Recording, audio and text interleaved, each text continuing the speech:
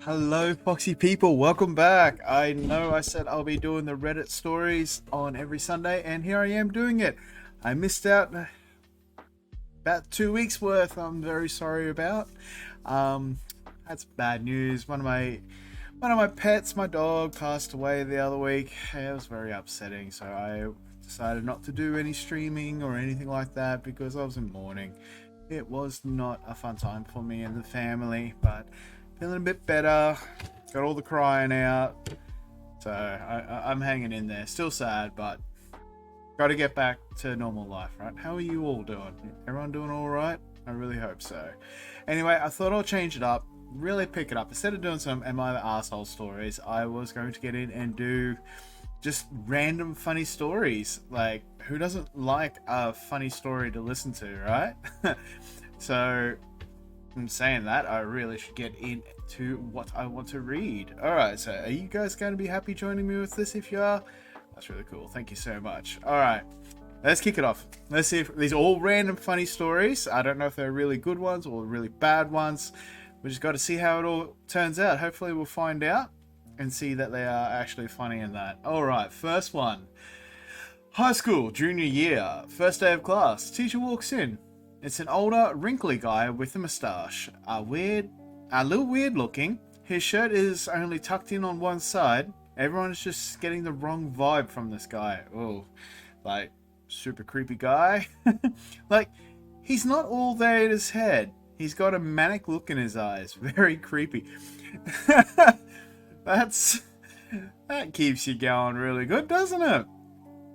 He starts going through attendance, not looking up the whole time. Then he gets to my name. Starts to say it, then stops, looks up, scans the room, looks directly at me. Ah, Mr. OP. I'm glad you're here. How's your family? Is your little sister still playing the piano? Is that model ship still on your dresser? Is your broom still blue? What the hell? That's super creepy. Oh, I love when people pop into your chat and ask you if you want to get promoted and that. Thanks, mate. Appreciate it, but I'm good. I'm shocked, mortified. I can't find the words to respond. This creeper had just described my room and my effing family. I, I just don't understand. Ah, of course it is. It's only been what, a week? Um. He's knows your family from a week ago. He then goes back to attendance. Panics were had that day. I would be shitting myself and probably running to the principal about that. But anyway, the next day I found out the crazy guy is my uncle's best friend. Oh, I got. Thank you, Roxy. I appreciate that. Hello, how you doing anyway? All right. So crazy guy is my uncle's best friend, and my dad decided to pull a prank on me on my first day. Holy crap! The teacher wasn't so crazy looking the rest of the year. He shaved the pedo stash, which he grew specifically for a prank apparently. Dressed better, stopped making his eye twitch, etc. I have to admit, it was a good prank. Even I was terrified of being murdered for a day or two. Oh my god. How crazy of a prank. I really hope OP gets a revenge on his uncle and dad for that. That's a really good prank. I really, really like that one. Lots of people saying, why can't adults be this awesome? I have to agree. All right, that's. Thank you, Roxy, for popping them. Oh, that was good. I really, really like that one. All right, let's get on to the next one. So myself and my husband were out one evening a couple of years ago. Sat in the car chatting down by the water park outside a pub. My husband is one of those people who likes to help all animals or insects that he can. Aww, what a sweet guy. So you can imagine how this story may turn out. Okay, so something with animals, I'm going to assume there. We hear a thud, so we got out of the car and a pheasant has flown down onto the wall of the pub and landed on the floor. So my husband immediately went up to see how it was. This is not an area where you would normally see a pheasant. The pheasant was fine, was just a bit dazed and in shock. So my husband decided we should try and take it to a more pheasant appropriate place in the car. This would be around a 15-minute drive, so I agreed as I felt sorry for it. The plan was my husband was to wrap the pheasant up in his jacket and I was to have the pheasant on my lap. So we did. Oh god. I see where this is leading. Well, we got about 10 minutes up the road and the pheasant was still in shock and sat still on my lap. Well, that's pretty damn lucky there.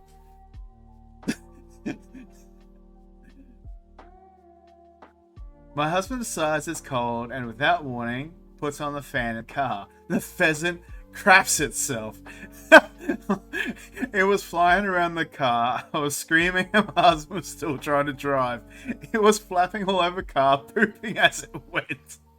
My husband pulled over to the nearest area with grass and trees and we opened the car door to get the pheasant out. Well, that was another 20-minute job.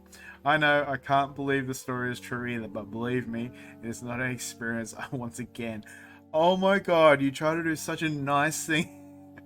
Well, you can't blame the pheasant. It doesn't know, and it probably snapped out of the shock that it had thanks to the hot air getting blown onto it. Oh my god, getting coated and all that crap flying everywhere. Oh, that's so crazy. Oh, we got someone who commented a similar story. Took a t-shirt to the charity shop in the week after deciding it was probably not my style anymore. We just moved to a new area and we're doing a spring clean. The in-laws came up that weekend just after to help us painting the front room. Lo and behold, my father-in-law turns up at the door wearing my old t-shirt. He'd bought it from a local charity shop as a painting top. I was embarrassed that I had kept a top like that so long that it was deemed good enough just for painting. I don't see how that was a similar story, but it was a bit funny to have yeah, in-laws come in and wearing your shirt you discarded. Oh, that was cute. Alright, here's another one. I was on a train waiting for it to leave the station. I heard some teenage girls laughing and stuffing about on the platform and thought nothing of it, until I heard a commotion move along the carriage getting closer and closer. The train pulled out of the station and by this point some people were yelping and others were laughing. I looked down at my feet and there's a baby seagull. All grey feathers, some still quite fluffy in the sort of age you see them walking around as they haven't learned to fly yet. The teenage girls had chased it from the platform and onto the train. It decided to wander its way up the carriage, surprising and scaring people as it did, and for some reason it stopped when it got to me. Okay. A few of the other passengers noticed it had stopped and started staring at me. Then came to the "you've got a new friend and what are you gonna do now" comments. Yeah. I wasn't planning on doing anything, but this little thing just wouldn't leave my feet alone. I had picked it up and was surprised at how calm it was. I put on a carrier bag. I put on a carrier bag on the seat next to me and it just sat there very contently with me. Well, hell, that's really, really cool. When the conductor came past, I brought it to his attention. He said, "Give it to the guard at the next station. He'll take care of it." Quotations. I genuinely believe he meant that they would kill it. Yeah, well, I would straight away too. So I ended up taking the seagull home with me. I got a big cardboard box, filled it with dry grass clippings and moss, all I had that was soft and warm to hand, and set about trying to feed it. Cat food is the best thing to give a seagull that age. There you go. But I didn't have any and lived quite far away from any shops and didn't drive, so I found out seagulls quite enjoy hot dogs, baked beans, Cheerios. Everything that a growing seagull needs, right? After a couple of days, I was put into contact with a local rescue and we dropped him off at this place run by a pretty kind but very eccentric lady. "Thanks so much for rescuing him. Let's bring him to the barn to meet the others." Amongst all the cats, dogs, chickens, ducks, geese, goats, pigs, llamas, rabbits, guinea pigs, and God knows what else, this lady had about 15 baby seagulls in a barn. They had a big safe area full of straw with a heat lamp and loads of cat food to eat. She said she just feeds them, and when they want to leave, they make their way out to fly off. Well, that wasn't really a funny story, but it was wholesome. It was a wholesome story, so I like, I'll give it credit for that. That's nice. That was actually really, really nice. All right, let's see if I can get back to something funny. All right, here's a random one. I don't know. My friend was sleeping over at my house. My parents and brother were all sleeping upstairs while we were downstairs watching TV, playing video games and stuff. At around 1 a.m, he asks if this girl can come over. He really wants to get with this girl. Oh no. And I don't want it to turn him down, so reluctantly agreed on the condition that she's quiet. The three of us are hanging out, and I make some excuse to leave the room so my friend could have some alone time with this girl. I'm upstairs in my room when I start hearing loud moans. Oh no! This is bad news for me, but great news for my friend. He's losing his virginity to a girl he really likes. I hear stirring in the next room, and know that their bouts of loud lovemaking has woken my parents. The last thing I want is for my confused father to walk in on my friend getting the naughties on with this girl in my basement. What do? I go to Pornhub, click on the first video I see, crank that bad boy up to 100 on my speakers, and let it play for 3 minutes. That my buddy ended up lasting. My dad ended up coming into my room, discovering the source of the noise. I even threw in some motions under the cover and awkwardly left. My buddy ended up having the best time ever, but Jesus, there were some awkward glances exchanged between my parents and I the next morning. Oh my god! Like, he is the ultimate bro there. That is so good.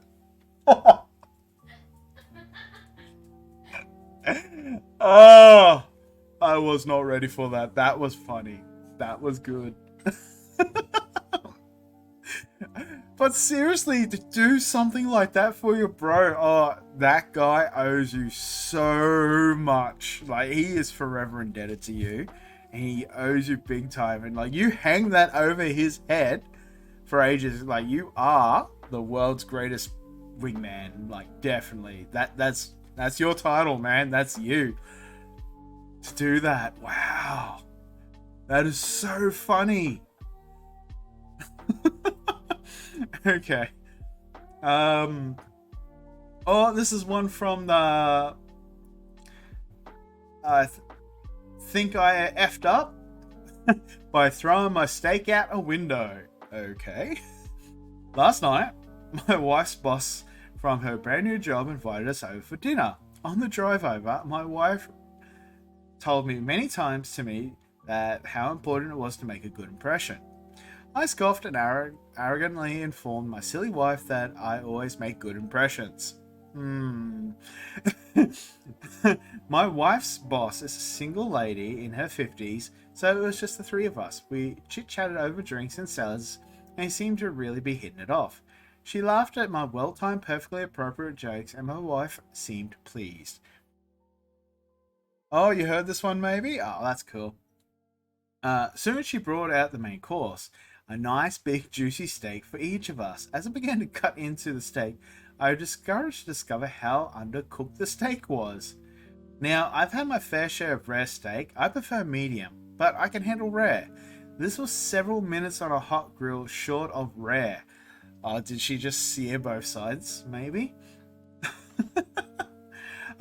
I probably could have resuscitated the cow if I tried. Instead, I sat there fidgeting with my knife and fork, worrying about how I was going to get away with not eating the steak. Claim veganism? No, I already feigned great enthusiasm upon seeing the steak. Just then, our hostess excused herself to the kitchen to take care of some dessert preparations. As I looked across the fancy dining room table at the open window on the third-story apartment, a cartoon light bulb appeared above my head. I knew I had to be decisive, realizing that she could return at any moment. I committed. I grabbed the steak with my hand, gently shook off the juice, and executed a perfect throw right through the center of the open window. Here's the big time FU. Well, F up. The window wasn't open. Oh, God. It was the it was the cleanest freaking window you've ever seen in your life. That is until my mostly raw slab of... Oh, I'm sorry. A slab of steak slammed up against it and slowly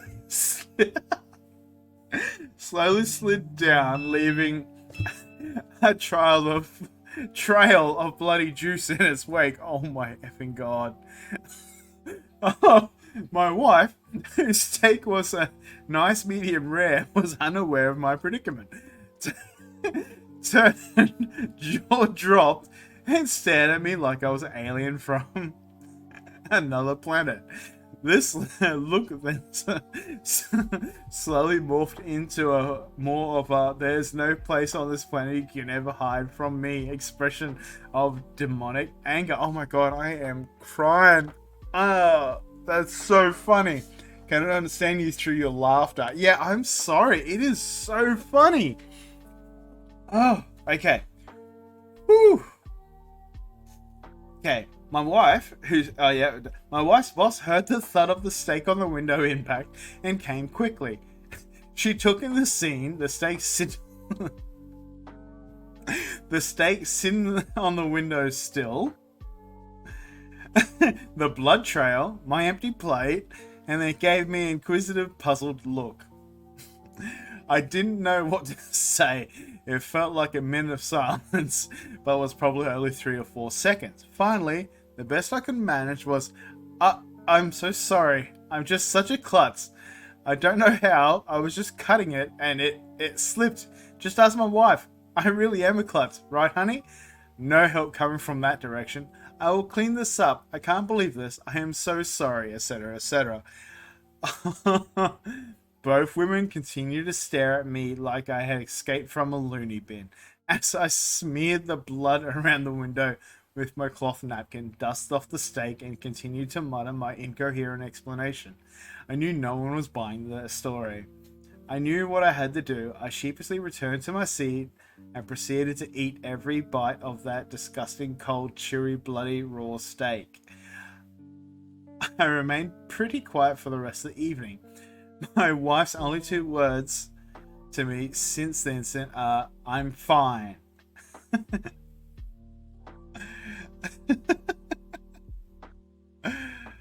Oh my God.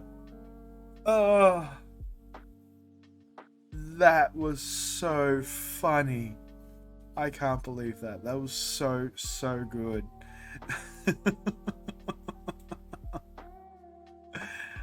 Oh, honest truth, I have a friend. I had a barbecue a long time ago. He came over, and this guy, he ate stuff worse than Blue. He came over, he brought his own steaks, and he's like, he hands them to me because I'm manning the barbecue. I was cooking for this barbecue, and he goes, "Oh, can you cook my steaks up?" I'm like, "Sure. How do you want them done?" And he is like, literally, 5 seconds on both sides. I'm just looking at him dumbfounded, and I'm like, "Are you serious?" And then he proceeded to take a bite straight off of the bloody thing. It's like, yeah, I like a little bit grayer than what I'm having now. I'm like, I felt my stomach churn. I couldn't do it. I know it's fine and healthy to do. I just can't bring myself to do it. Then he went inside, nuked up a big packet of instant gravy, Gravox, and poured it all over his steak after I seared it on both sides, because he doesn't like his steak cold. Oh, it was the grossest thing. I never had to cook another one for him, because I may not have invited him to barbecues anymore. Okay. Enough of my little prattling stories. That time, I accidentally started a cult. I told the story at work the other day, and it got a few chuckles, so I thought I'd share it. About 1.5 Brazilian years ago, that's what it feels like, I was a high school student going through a phase in which I bounced around between atheist and agnostic. Oh, I got a cream for that. Okay, if anyone doesn't get that reference, I'll be very upset. If you get that reference, please type it in. I want to know if you actually know what that's from. It is a movie. I'll give you an extra hint. It's British people. See if you can guess it. Like many young people, I was raised in a religion, but left it for a time. I was discussing this very thing with a friend of mine who ran the Bible club of our campus. That friend asked me something about what rules of morals I followed without a religion. I thought about it for a moment, took out a notebook, and wrote 4 pages of bullcrap. Page 1, does it make you feel good? Does it make others feel good? Does it not cause you harm? Does it not cause harm to anyone else? Page 2, right on. Page 3, does it make you feel bad? Does it make you feel others feel bad? Does it cause you harm? Does it cause harm to other people? Page 4, stop it. Okay, I wrote the username, OP name Bible on the front page and gave it to my friend. He laughed. Of course he did, because it was a joke. I shared that joke with other friends and made them their own little pamphlets. I showed it to a few other kids too. It stopped being funny by the end of the day, so I dropped the joke. About 2 months later, I got a call into the office to speak with the vice principal and a guidance counselor. My friend was there too. People had been leaving my friend's Bible club to follow what they called meism, OPism.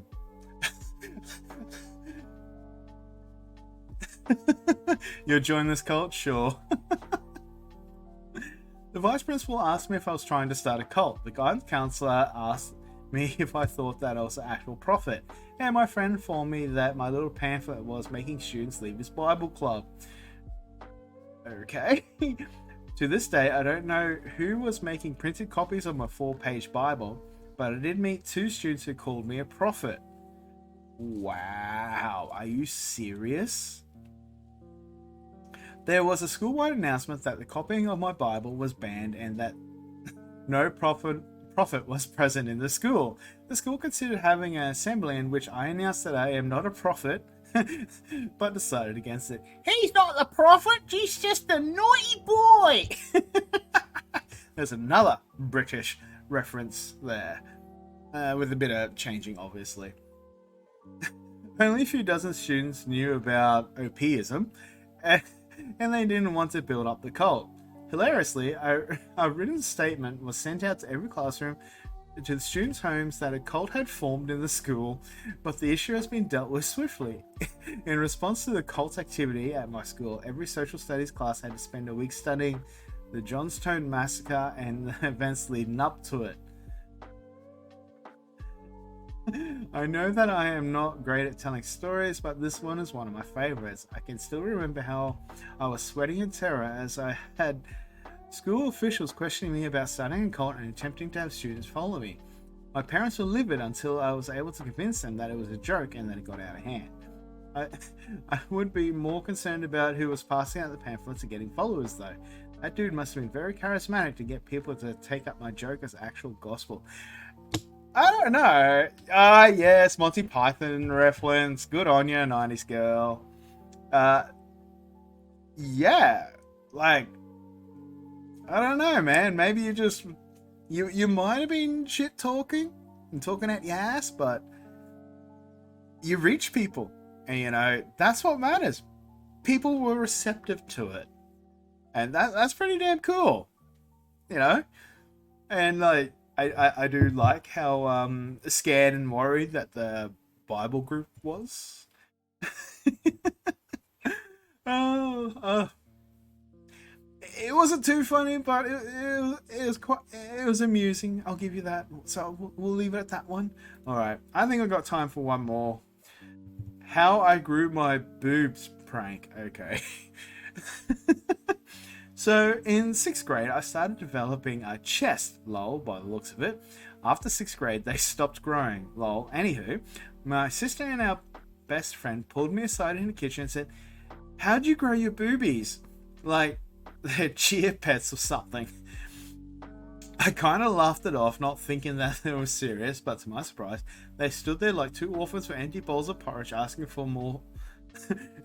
"Please, sir, can I have some more?" So I had to fill them up with some bullcrap.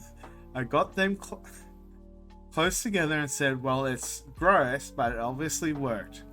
What you have to do is get a pint of whole milk and pour half a cup of salt in it, and you just gotta chug it." They said, "That's it? That's all we have to do?" If those girls didn't run to the kitchen, chug salty milk, and ask me how long till we see them grow, I said, "You gotta wait."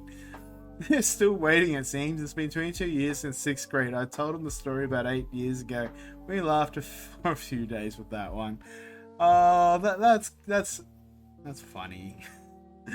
It's innocent funny.